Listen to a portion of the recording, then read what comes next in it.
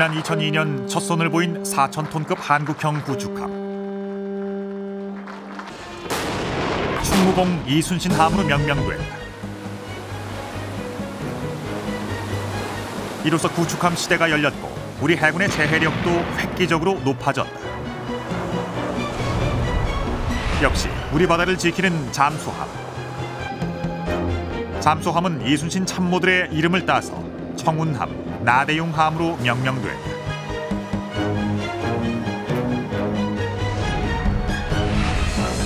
임진왜란 때 조선을 지켜낸 이순신과 그의 장수들은 이제 대한민국 해군의 상징이 돼 있다.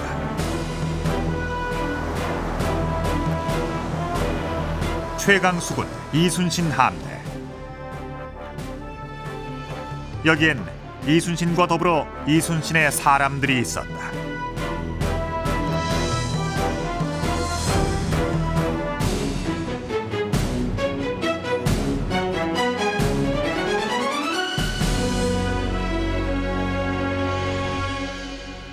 충무공 이순신, 우리가 너무나 잘 알고 있는 인물이죠. 임진왜란이라는 절체절명의 국가적 위기 속에서 절대 열세의 전력을 극복하고 해전에서 전승을 거둔 장수.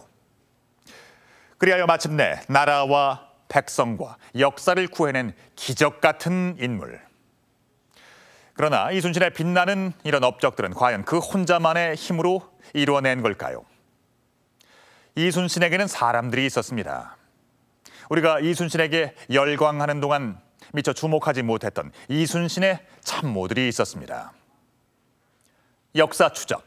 오늘은 이순신과 함께 전라 좌수군을 최강 수군으로 이끌었던 이순신의 사람들을 만나보겠습니다. 임진왜란 발발 한 달여 만에 벌어진 옥포해전.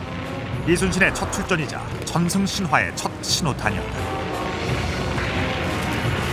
적선 26척을 격침시킨 최초의 해전 승리. 그러나 이순신의 이 첫 해전은 우여곡절 끝에 이루어졌다. 전쟁이 일어난 지 18일째인 5월 1일, 팽팽한 긴장감이 감돌던 전라 좌수영으로 장수들이 속속 모여들었다. 전라 좌수사 이순신 휘하의 장수들이었다. 장수들은 하나같이 출전을 주장했다. 이순신 역시 장수들의 이 같은 태도를 높이 평가했다. 그러나 이순신은 전라 우수사 이역기 부대가 오기를 기다리고 있었다. 이미 조정으로부터 출전 명령을 받은 상태였지만 이순신은 망설이고 있었다.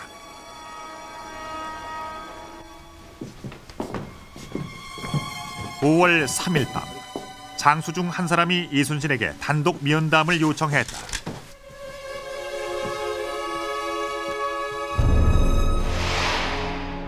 바로 녹도만호 정운이었다. 정운은 출전을 강력하게 요청했다. 더 이상 출전을 미루다가는 후회하게 될 거라고 했다.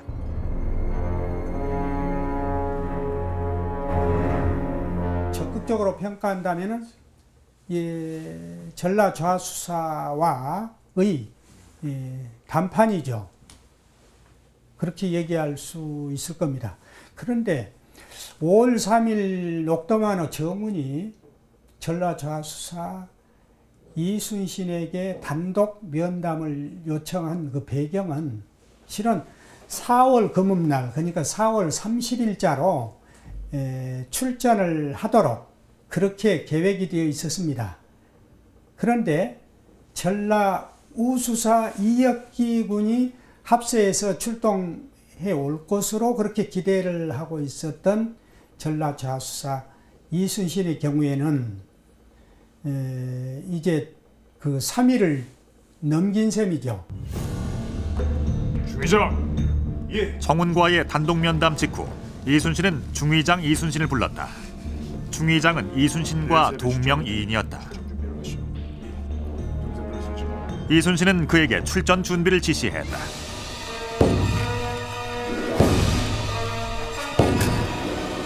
이순신의 출전 결심에 결정적인 역할을 한 정운. 그는 과연 어떤 인물이었을까?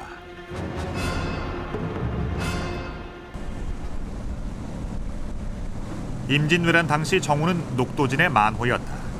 녹도진은 지금의 고흥에 있던 군사기지.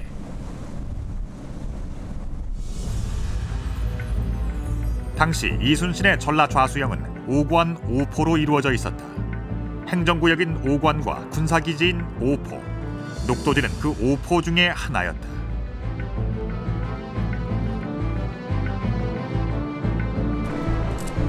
전쟁 직전인 1592년 2월, 이순신은 휘하부대 순시에 나섰다. 관할 지역을 둘러보는 이 순시에서 이순신은 특히 고흥 지역을 중요시했다.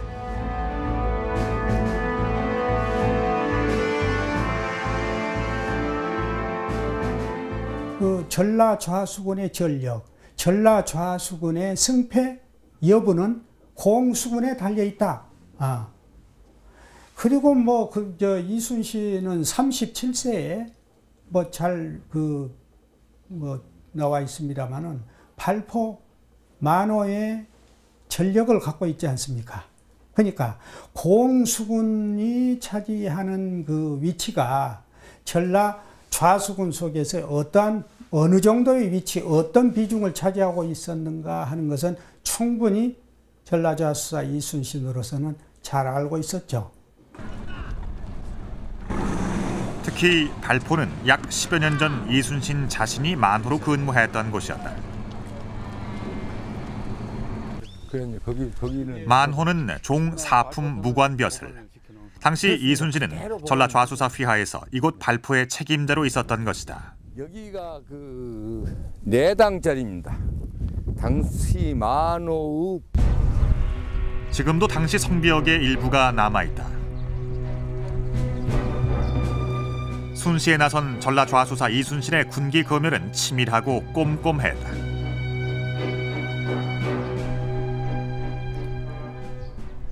발포에는 당시 전라 좌수사 이순신이 머물렀던 곳을 알려주는 비석이 하나 서 있다.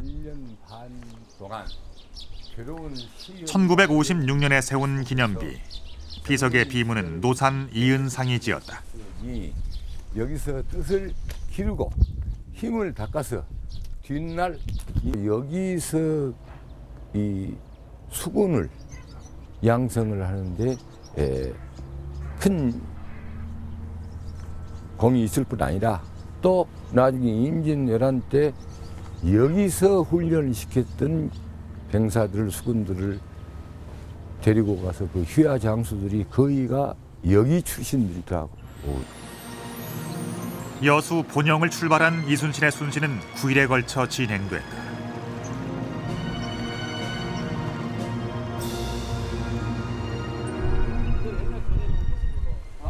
여도지는 지금도 5포 중에서 당시의 성벽이 가장 잘 남아있는 곳이다.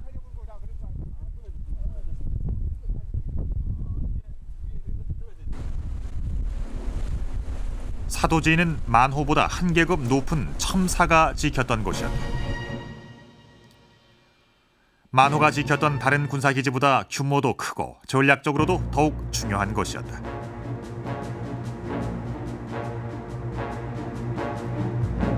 그러나 사도진의 전쟁 준비 상태는 허술했다.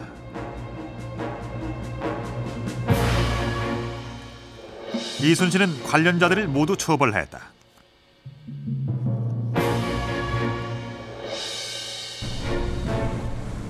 순시 초기 이순신은 녹도진을 먼저 찾았다. 만호 정운이 책임지고 있던 군사기지였다. 요리에서 저 고라니. 당시 녹도진의 성벽.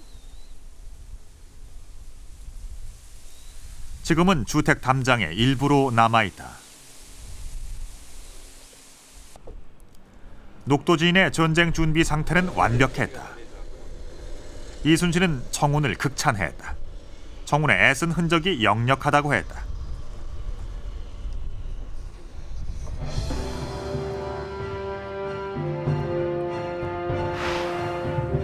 정운이 이처럼 전쟁 준비를 완벽하게 갖춘 배경은 무엇일까? 임진왜란 발발 5년 전인 1587년 고흥 지역에는 이른바 손죽도 사건이 일어난다. 1587년 2월에 외선 20척이 전라도 고흥 녹도 지인 앞바다에 출몰을 했고 이어서 손죽도를 점령한 사건이 발생했습니다. 그 사건을 일반적으로 손죽도 사건이라고 말할 수 있습니다. 그리고 손죽도 사건 이후 조선 정부에서는 전라도 해안지방 방어책에 서두는데 그때 용력 있는 장수 파견 문제가 집중적으로 거론됩니다.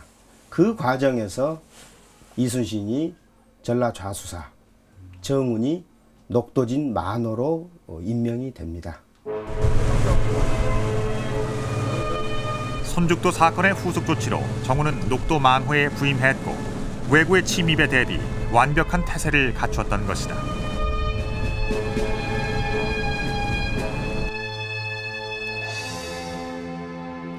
정운 역시 이순신에 뒤지지 않는 인물이었다.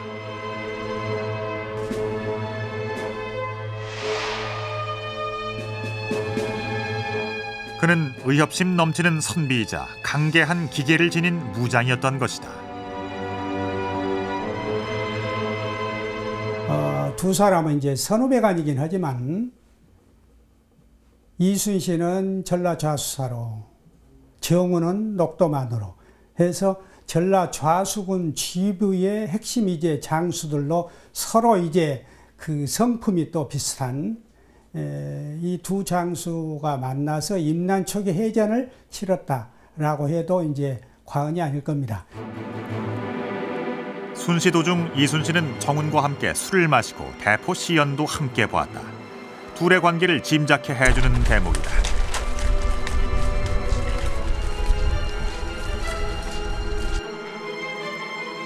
녹도만호 정운. 그는 이순신의 심중을 가장 잘 헤아리는 장수였으며 이순신 역시 군의 선배인 정운을 가장 신뢰하고 의지했던 것이다.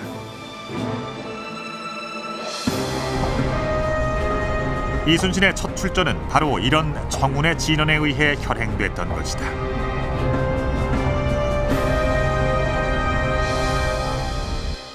우여곡절 끝에 이루어진 이순신의 첫 출전.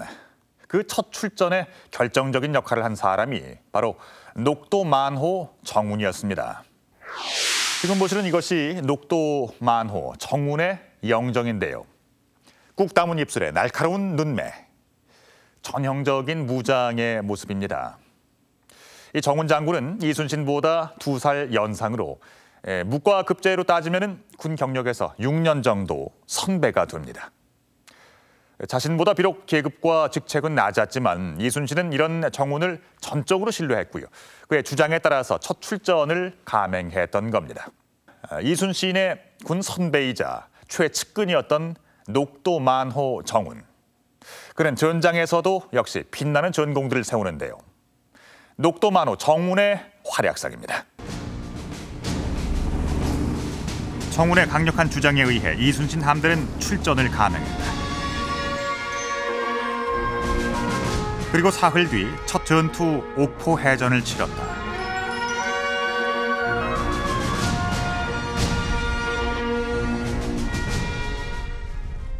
옥포는 부산에 도착한 왜군들이 비교적 쉽게 접근할 수 있는 곳이었다. 왜적들은 지금 이쪽에서 들어와가지고 정박해가지고 마을에서 분탕질을 하고 불을 지르고 약탈하고 그래가지고 할 때 이순신 장군 배가 이쪽으로 들어와가지고 뒤에서 이렇게 핵공하던 항구가 바로 이 항구입니다. 실전 경험이 거의 없었던 조선 수군에게 첫 싸움은 쉬운 해전이 아니었다. 그러나 조선 수군은 대형 화기인 총통을 앞세워 왜군들을 압도했다. 판옥선 역시 적선에 비해 탁월한 전투 능력을 지닌 전선이었다. 옥포 해전의 전과는 놀라웠다. 32척의 적선 중에서 26척을 격침시켰다. 전라 좌수군은 전사자 없음, 부상자 1명이었다. 이순신 장군뿐 아니고 전라 자수경에 있던 휘하 장군들이 전부 다 이순신의 뜻과 같이 갑시다. 우리 가서 그쪽에 경상도에 가는데 가서 침범해가 있는 왜곡을 갖다 막아야 됩니다. 그것도 우리나라 땅 아닙니까? 이래가지고 나와가지고 싸웠기 때문에 승리를 했고, 그래서 죽음을 갖다가 불사하고 싸웠기 때문에 대승리를 했고, 외적과 싸웠을 때 가는 곳마다 전부 전승을 하게 되는 겁니다. 옥포 해전 직후 이순신 함대는 하포 해전, 적진포 해전에서 연이어 승전했다. 첫 출동에서 일군 세 차례의 해전 승리. 이것은 임진왜란의 흐름을 바꾸는 중요한 계기였다.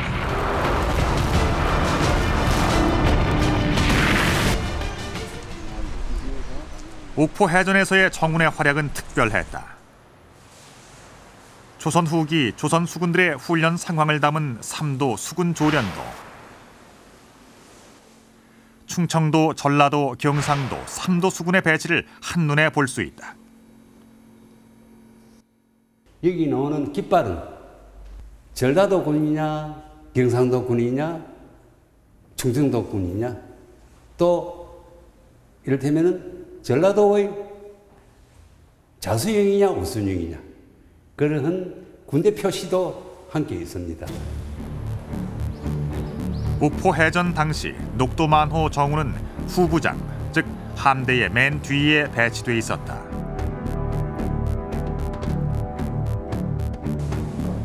그런데 다른 전투선이 감히 적을 공격하지 못하자 정운이 군사들을 독려 선봉으로 나섰다.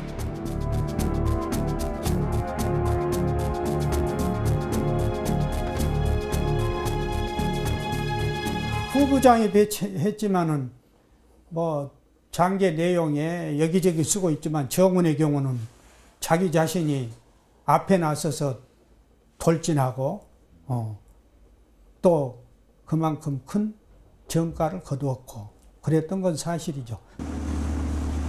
한산해전은 임진왜란의 흐름을 바꾼 전투였다.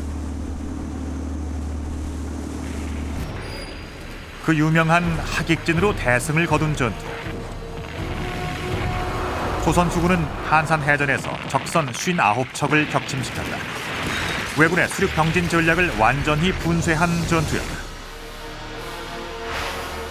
정우는 이 전투에서도 큰 전과를 올렸다. 왜군 대선 2척을 격침시키고 포로까지 구출해냈다.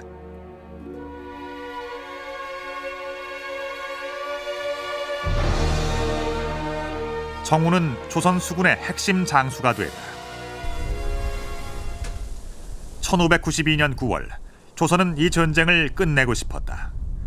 부산포 공격이 감행됐다. 부산은 일본의 보급기지. 이곳에 적만 섬멸한다면 전쟁을 끝낼 수 있다고 판단했다. 임진왜란 당시 부산포 해전이 있던 것이 바로 이 앞바다입니다. 1592년 9월 1일 가덕도를 출발한 이순신 장군의 함대는 장림포와 다대포 그리고 서평포를 지나서 바로 전령도와 지금 현재 있는 이 천마산 이 사이의 좁은 수로를 통해서 부산항으로 진격하게 됩니다. 부산 지역은 바로 일본과 조선을 연결하는 보급기지의 아주 중요한 그런 지역이었습니다. 당시 그 조선을 침략했던 병선 중에서 470여 개는 거대한 선단이 바로 여기에 정박해 있었습니다. 운명을 건 전면전이 벌어졌다. 부산포 해전에서 조선 수군은 적선 120여 척을 격침시켰다. 그러나 부산포 해전은 조선 수군에게도 어려운 싸움이었다. 협공하기로 했던 조선 육군은 끝내 출동하지 않았다.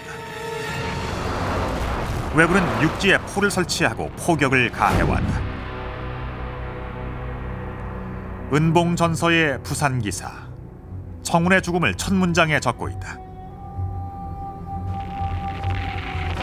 전투 도중 녹도만호 정운이 적탄을 맞았다. 그리고 현장에서 즉사했다.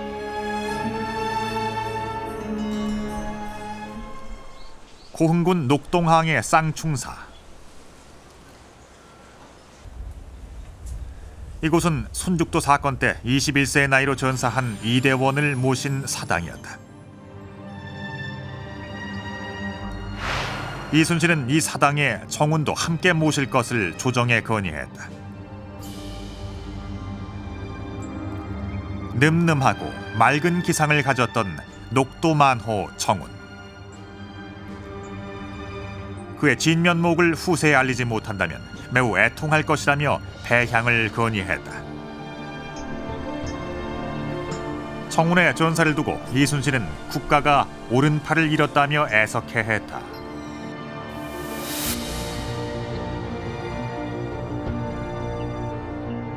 정운의 이 부산포 해전에서의 이와 같은 그 전사는 당시 임난 초기에 전라 좌수군 장수들 가운데서는 최초의 사례입니다. 그리고 전라 좌수사 이순신의 가장 아끼는 그리고 가장 가까운 선배이죠. 따라서 그 이후 전라 좌수군의 정신전력을 강화시키는 데 있어서 녹도만호 정운의 장렬한 전사야말로 엄청난 그 힘을 발휘했다. 이순신은 직접 제문을 지어 정운을 추모했다.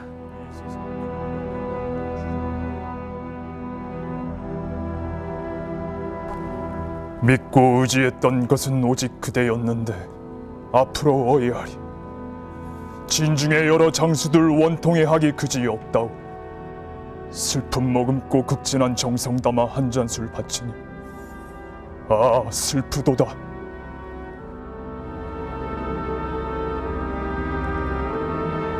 이순신의 최측근으로 그의 심중을 가장 잘 헤아렸던 정운은 이처럼 임진왜란 초기 너무나 일찍 전사하고 말았다. 그의 나이 49세였다. 임진왜란 초기 정운 장군의 전사는 조선 수군에게 큰 손실이자 이순신에게도 큰 충격이었습니다. 그런데 은봉전서 부산 기사에는 정운 장군의 전사 순간이 생생하게 묘사되어 있습니다. 날이 저물어 이순신이 돌아가려 하는데 정운이 나아가 싸우려 했다. 이때 정걸이 말렸으나 듣지 않았다. 이렇게 되어 있습니다. 이순신이 가장 믿었던 정운 장군의 전사 현장에 있었던 정걸, 정운을 말렸다는 정걸, 그는 또 누굴까요? 전남 고흥군 포두면. 정걸이 태어난 마을에는 지금도 그의 후손들이 살고 있다.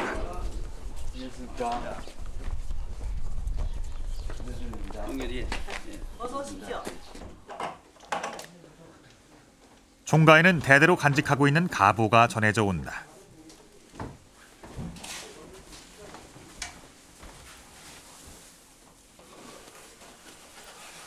겹겹으로 쌓인 채 소중하게 보관되고 있는 가보.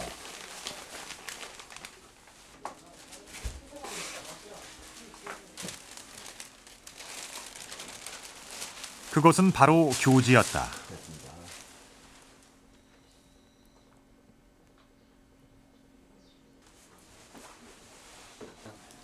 정걸과 정걸 가문에 내려진 교지. 교지는 모두 34점. 예, 이렇게 보다시피 이 장도 이렇게 참. 정걸에게 내려진 6점의 교지를 포함해서 정걸의 조부모와 부모 그리고 손자 때까지 내려진 교지다. 글자도 이렇게 훼손되고 전체 이렇게 이 표시가 전부 돼 있어야 그냥 원장이 돼 있어야 그냥. 정걸 장군이 이제 그 활약을 함으로써 정걸 장군에게 교지가 여러 가지 벼슬에 승진되는 그런 그 과정을 볼 수가 있고요. 그 역시 그 아들의 경우도 처음에는 정걸 장군의 그 후광으로 인해서 벼슬 자리에 나가지만 또 자신의 공로에 의해서 다음에 이제 그 아버지 뒤를 이어서 연차적으로 승진하고 국가의 공을 세우는 그런 과정을 볼 수가 있습니다.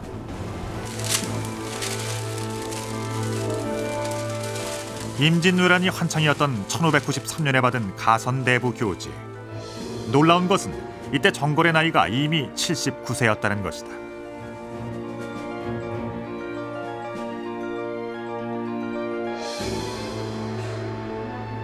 거의 그 정걸 장군은 이제 그 노령으로 인해서 은퇴할 때가 됐지만 임진왜란이라는 국가의 그런 그 중대한 일을 맞이해서 일선에서 수군 장수로서 크게 활약을 했기 때문에 여기에 대한 그 공로를 충분히 그 보상하는 그런 의미가 되겠습니다. 임진왜란 당시 팔순을 바라보던 정걸은 이미 경상도와 전라도의 수사를 지닌 화려한 군 경력을 가진 인물이었다.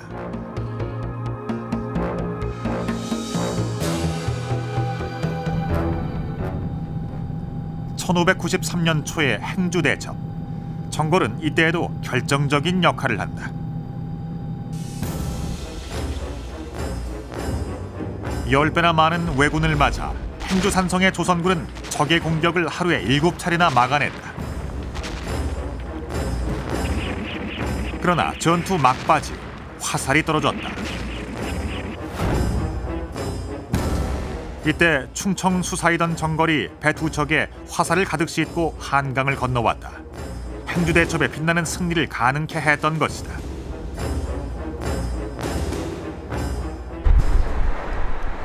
그렇다면 이순신과 정걸은 어떤 인연이 있을까?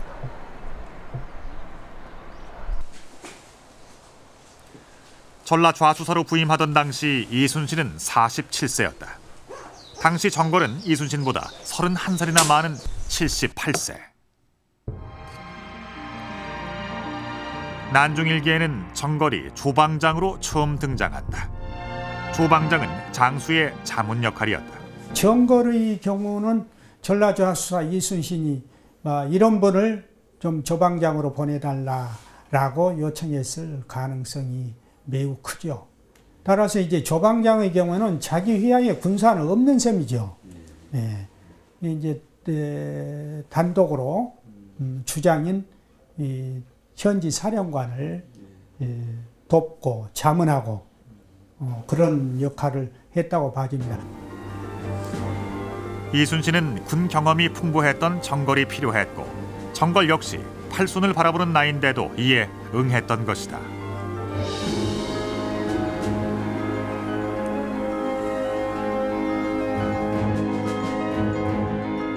난중일기에는 이순신이 정걸과 함께 이야기를 나누었다는 기록이 무려 29번이나 나온다.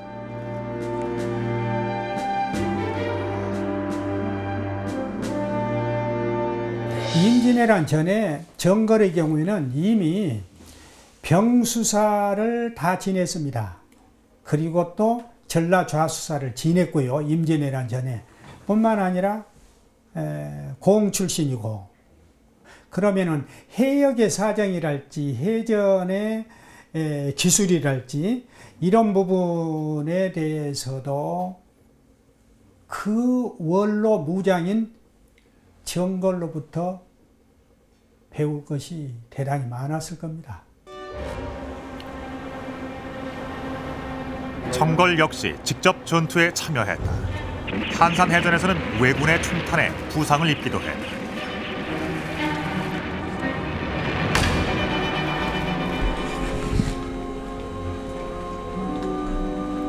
조정에선 정걸에게 상을 내려줄 것을 임금에게 요청했다. 팔순의 나이에도 전쟁에 참여하는 정걸에게 상을 내린다면 군사들이 감동할 것이라는 것이었다.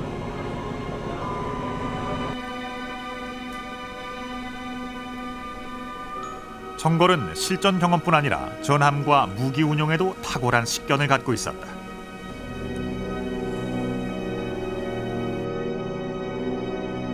정걸 같은 경우는 1555년에 있었던 그 을묘외변, 그걸 단량포 이제 외변이라고 부르는데요. 이때 직접 이제 정걸이 참전해가지고 전투를 한 적도 있습니다. 그럼 그때 왜구들의 어떤 전술, 이런 것들을 이제 봤을 것이고, 이제 그리고 그 당시에는 또 판옥선에 총통을 설치하지 않았기 때문에 상당히 우리가 큰 피해를 입었는데, 이제 그런 거에 대해서도 어떤 경험, 그런 것들이 아마 이순신에게 전수되지 않았을까. 정걸은 전쟁이 끝나기 1년 전 83세 나이로 세상을 떴다. 이후 그의 아들과 손자도 전투에 참여, 전사했다. 1년 반 만에 3대가 연이어 순국한 것이었다. 사실로 놀라운 일이 아닐 수 없습니다. 임진왜란 당시 이순신의 조방장을 지냈던 정걸은 당시 78세의 노장, 그러니까 이순신보다 무려 31살이나 많았습니다. 그리고 이순신보다 20년 앞서서 수군 절도사를 지낸 인물이기도 했습니다. 이순신의 입장에서는 그의 오랜 군 경험, 특히 해군 지휘관으로서의 경험이 필요했던 거겠죠. 그런데 정걸은 임진왜란 당시 주력 함대인 판옥선을 개조하고 신무기 등을 만든 것으로 전해집니다. 정걸이 이렇게 판옥선에도 깊은 관심을 갖고 있었다면 그와 더불어서 빼놓을 수 없는 인물이 있습니다. 바로 선박건조 전문가이자 거북선을 만들 당시 결정적인 역할을 했던 나대용 장군입니다.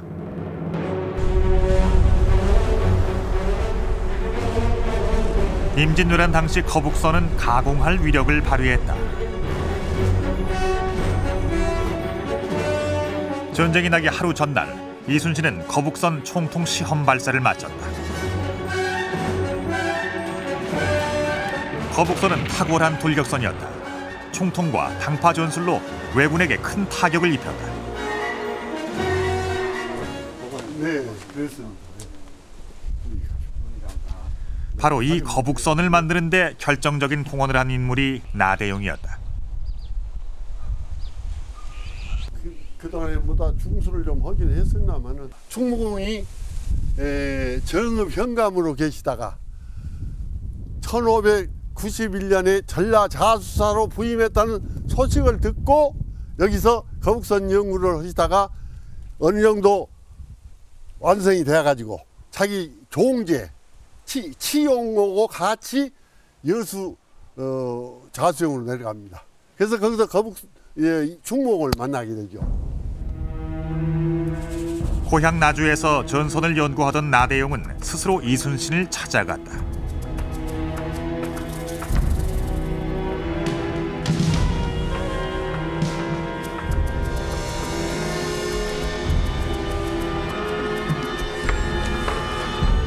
당시 조선의 주력 전함은 판옥선. 갑판 아래 선실에는 격군들을 배치했고 전투 요원과 총통은 갑판 위에 배치했다. 전투 요원들이 적에게 노출되는 구조였다. 이 판옥선의 하부 구조의 뚜껑을 덮고 옆을 막은 것이 바로 거북선이었다. 전투 요원들의 안전을 확보할 수 있는 구조가 된 것이다.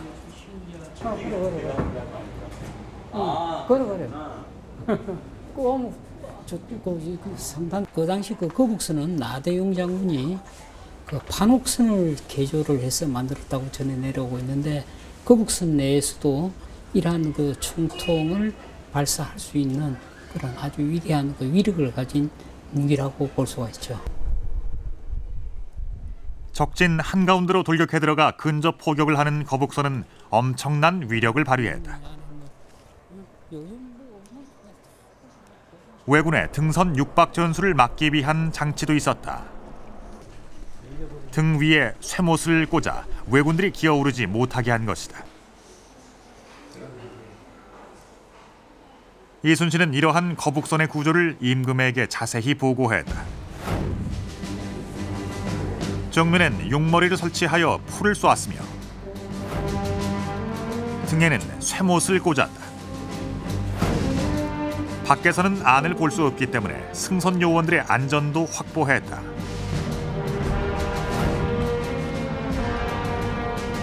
그래서 적진을 마음대로 돌진해 들어갈 수 있었다.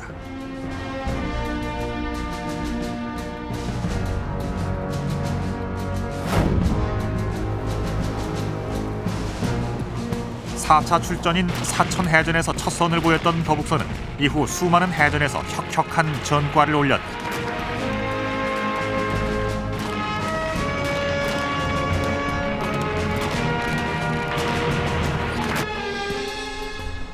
전라 좌수영의 선박을 건조하던 선소. 거북선 역시 바로 이곳에서 만들어졌다.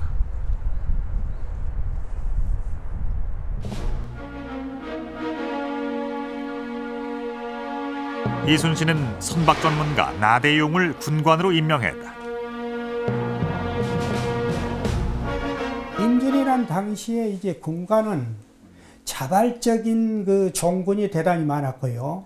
특히 전라좌수사 그 이순신 휘하의 군관들의 역할은 엄청났다라고 얘기할 수 있습니다. 해전에 직접 뛰어들어서 수사와 함께 이제 그 사력을 다해서 전투를 벌였다거나, 나대용 같은 경우에는 뭐 전선 감조 군관으로서 군기 수리 제작, 전선 수리 제작 이런 데 직접 참여하기도 했고요. 이순신은 인재들을 적재적소에 배치하거나 직접 임명했다. 고흥군 대전마을. 고령신 씨 집안에서는 이순신과 관련된 소중한 유물이 한 점 전해온다.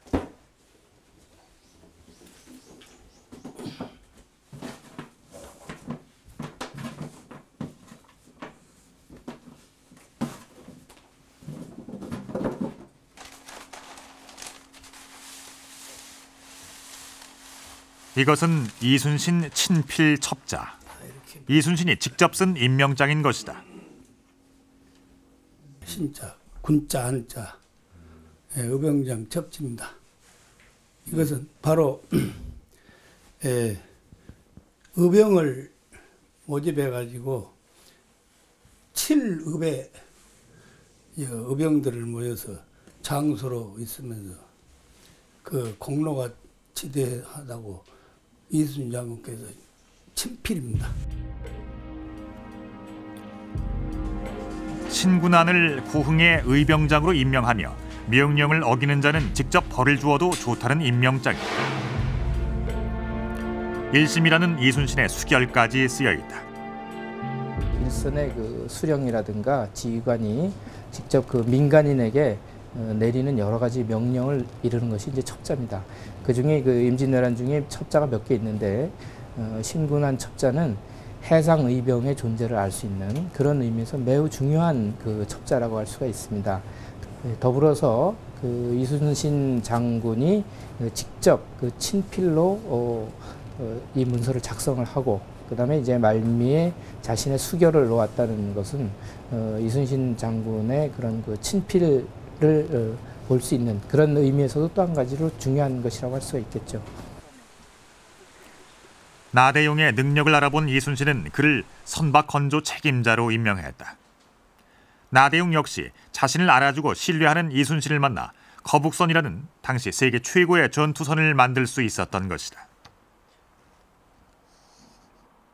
나대용은 또 전략 전술에도 뛰어났습니다.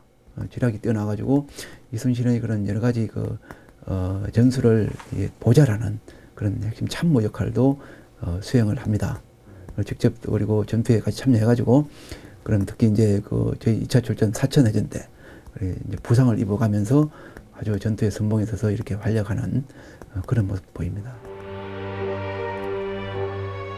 나대용은 거북선이 처음 출전한 사천해전에서 부상을 입었다.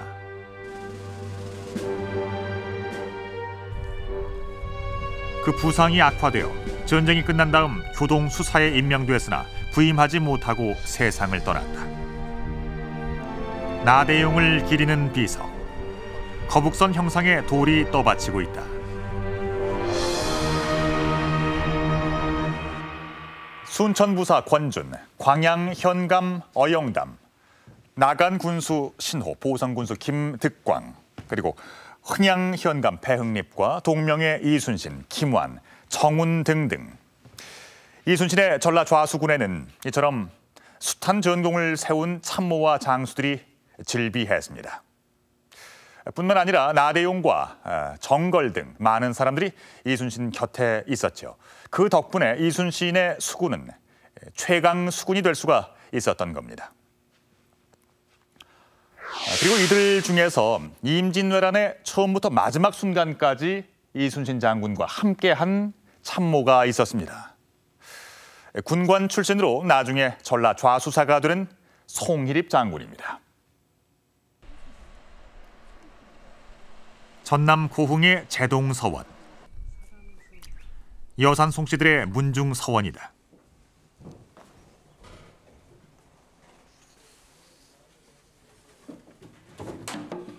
나란히 모셔져 있는 두 형제의 위패, 송희립, 송대립이다. 송희립이 가운데고요. 송희립 위에 3살 위의 형, 그분이 바로 송대립입니다. 그러니까 송대립 당시 임진년에 43세, 둘째 희립이 40, 그리고 이제 막내 송정립, 모두 삼형제가 이순신의 군관이었죠. 이순신의 군관이었던 송희립 역시 정운과 마찬가지로 이순신의 첫 출전을 종용했다. 송희립은 전라도, 경상도 등 맡은 지역을 따지지 말고 적을 토벌해야 한다고 주장했다.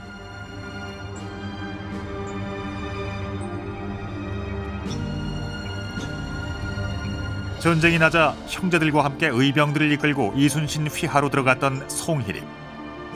일찍 전사한 정운 대신 이순신의 핵심 측근이 되어 전라 내내 그와 함께했다.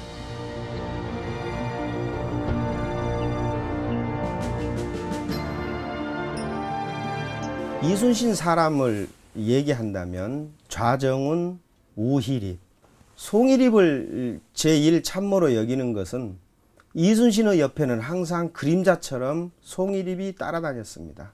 송희립 없는 이순신은 늘 고독과 외로움에 지쳐있는 그런 장수가 될 것 같습니다.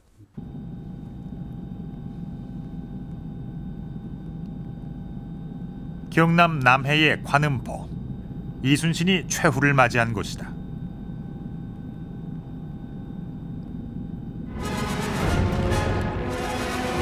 (1598년 11월) 이순신은 순천의 고니시 유키나가 부대를 해상 봉쇄하고 있었다. 이를 구하기 위해 최소 300여 척의 외선단이 진격해왔다. 노량해전은 임진왜란을 통틀어 가장 치열한 전투였다. 이순신은 관음포로 쫓겨 들어간 왜군을 소탕하다가 적탄의 왼쪽 겨드랑이를 맞았다. 그리고 대장선 갑판에서 최후를 맞이했다.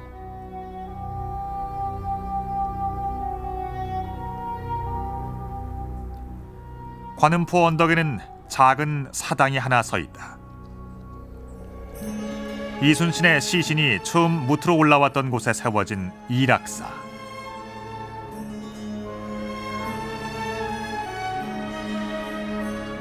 이락사 옆에는 이순신의 그 유명한 유언이 새겨져 있다. 전투가 급박하니 나의 죽음을 말하지 말라.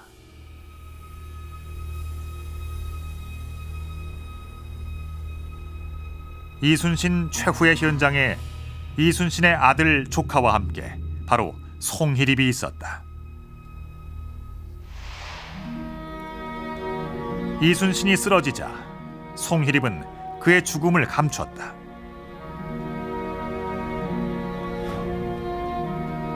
그리고 이순신의 갑옷과 투구를 입고 대신 독전구를 울렸다.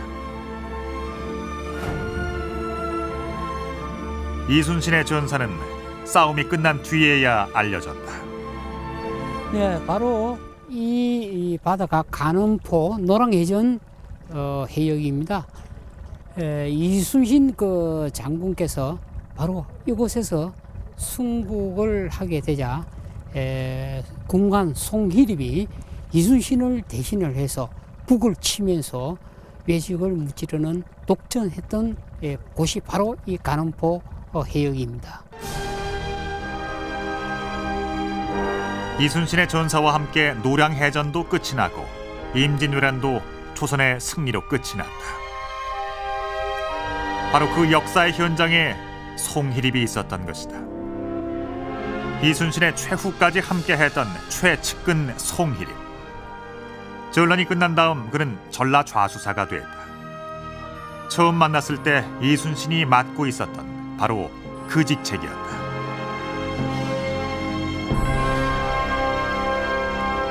이순신의 최후. 이는 우리 한국사의 명장면이자 언제까지나 우리에게 큰 감동과 울림을 주고 있는 것입니다. 이렇게 절체절명의 위기 속에서 나라와 백성을 구하고 이순신은 영웅이 됐습니다. 하지만 영웅 이순신 옆에는 수많은 참모들, 이순신의 사람들이 있었습니다. 또한 이름조차 남기지 못한 수많은 격군들과 해상의 의병들까지. 이순신의 승리는 바로 이들의 승리였으며 이들이 있었기에 이순신은 가능했던 겁니다. 아직은 제대로 조명받지 못하고 있는 이순신의 사람들. 이들에 대한 제대로 된 연구와 평가가 내려질 때 이순신의 진면목 또한 더욱 생생하게 되살아날 겁니다.